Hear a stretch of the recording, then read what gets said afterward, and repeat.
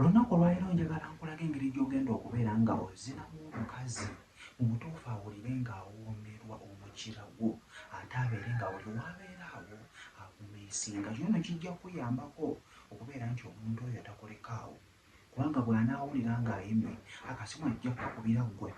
So gezaako okubeera ng'omuntu omuzina mu ngeri bw'eti, ajja kubeera nga awoomerwa, ajja kubeera nga mu butuufu awulira kyekyo.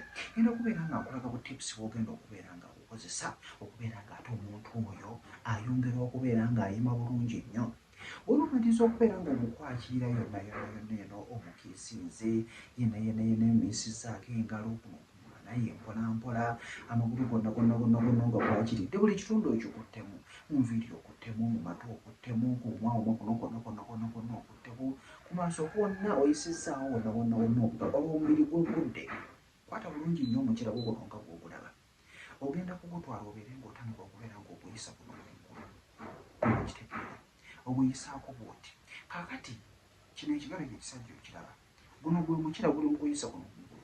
Kino ekigalo ky'ekisajja kikoona ku mukira gwo guno nga bwe kikoona ne kuno. Oba okitegeera? Okukoona kuno ku nfuli oba kajanjaalo waggulu awo nga n'olugalo luno luli mukola ekintu bwe kiti. Oba okiraba? So ogenda kubeera nga olina engeri gy'otuddemu, omukyala yeebaseewo bw'ati. Kisookamulage bulungi nnyo. Omukyala yeebaseewo bw'ati. Bw'ogenda kubeera ng'oli eri oti, making sure nti tomwebaseeko nnyo. Kikino kintegeeza. Ogenda kubeera bw'oti.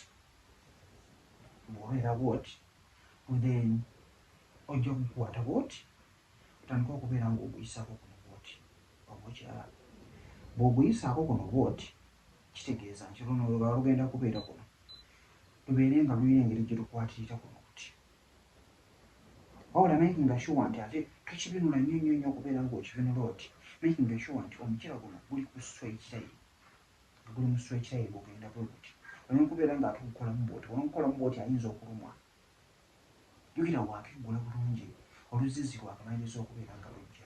So making sure nti aimu yo yakubeera nti ekito kino kimukoona kuno kungulu ati mpolampola, ng'ate bw'oddira olugalo luno eno bw'oluyisa kuno waggulu wano mpolampola, ssaako n'olwetolooza oti. Ati bw'omaliriza ekyo ogenda kubeera ng'oyingira mpolampola, okiyingizaayo mpolampola, bw'otyo ajja kuwulira nga ogenda kulaba nga atandika okubeera nga asikondoka mpola, awulira obuwoobe bumutta. Kakati mu process eyo ekituufu kiri nti omukazi asobola okumalirawo. Oba okiraba? Anaagenda okubeera ng'omukira omuyingiriza ddala munda bw'oti, amazzi ajja kubeera ng'atamate abeere ng'amala. Ekikwegattisa n'omuntu oba omuntu oyo agenda okujja kagalufeeni w'okubeera ofunye kagenda okujja okubeera nga kava gye kavudde, kabeera kaayiddiridde dda. So ekikulu kya byonna okubeera ng'omuntu oyo afulumya amazzi awo okubeera nga akola ki? Nga gafuluma. So bw'onooba omukira mu butuufu n'abeera ng'afulumya amazzi ago, tajja kuddamu kubeera nga alowooza ku muntu mulala. Spells tujja kuzikozesa naye anya by'ekisenge bikulu. Kyolaba nkugamba nti subscribinga obeere nga tomyesinga bu tips wabupya bw'oyinza okubeera ng'ozinamu omukazi n'abeera ng'atakola ki? Ng'atuuka bulungi nnyo ku ntikko, n'aba ng'akulowoozaako, naddaawo n'abeera ng'alowooza omukira gwo. Bw'ojja kulowooza nti oba kiki ogenda okubeera ng'okozesa okubeera ng'omuntu oyo akulowoozaako, yes ebirala gye dispense ojja zikozesa, naye n'okubeera ng'omuntu addaawo n'abeera ng'alowooza ku mukira gwo oba ku mmanayo, mu butuufu nakyo kintu kirungi. Kubanga waddaawo n'abeera ng'ayinya akasimu ajja kakuba akugambye bannange nayidde dda, inzigye nti jangu nga mwesabula. Gwe noddaawo kojja ntambye ssemuto, subscribinga, sharingako eri munno, twongera okubeera nga tuyiga. Mbere bulungi, mbaagala nnyo.